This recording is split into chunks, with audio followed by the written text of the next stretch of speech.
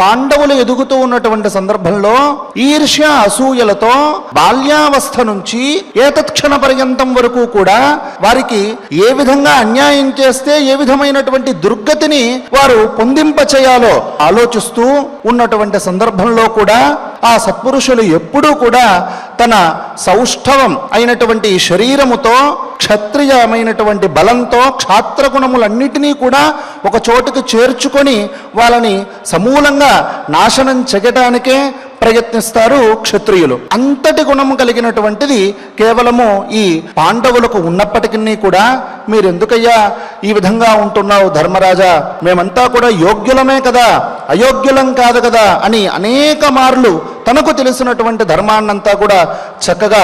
ఆ ధర్మరాజుల వారికి దుర్యోధనులు చేసినటువంటి చేష్టలను ఒకసారి గుర్తు చేస్తూ మరి ఈ విధమైనటువంటి ధర్మాలని మనకు ఉపదేశించారు.